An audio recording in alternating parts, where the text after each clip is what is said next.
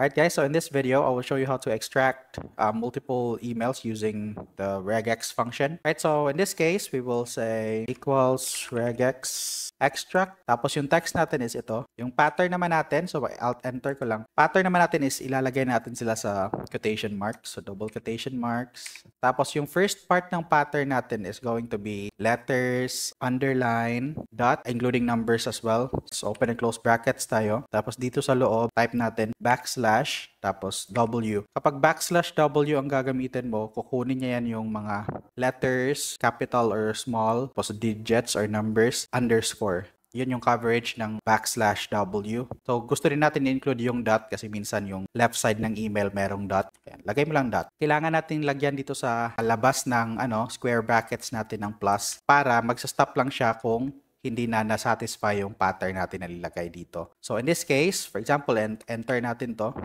Yung nakuha niya is Lucy pa. So, after nag-match siya sa pattern natin, nag-stop lang siya dito sa space kasi walang space tayo na nilagay dito.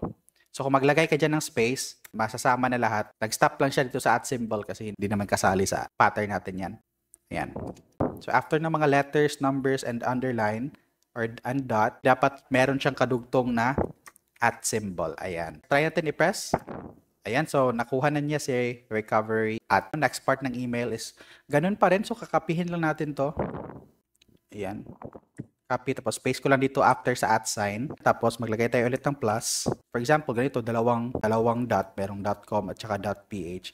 Ang gagawin lang natin dyan is, ayan, backslash tapos dot para yung dot lang talaga ang kukunin niya. Ilalagay naman natin ulit yung ganito natin. Copy lang natin to. Pero tanggalin na natin yung dot. Kasi siya na yung nasa dulo. Tapos, we want to make sure na yung nasa dulo is 2 letters and up. Kasi wala namang top level domain na 1 lang na letter. Wala namang @gmail.i. Wala namang ganun. Gagawin lang natin is open curly brackets. Tapos 2, kasi 2 or more yung gusto natin. Tapos comma. Tapos i-close na lang natin to. Pwede natin itong i-enter. So, copy natin to pababa.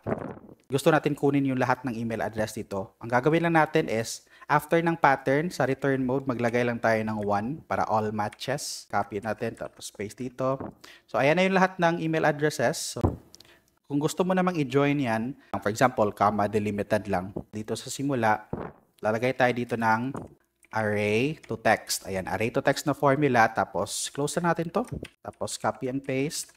Ayan, so meron ka ng comma delimited na email addresses. Yun lang. Okay, peace!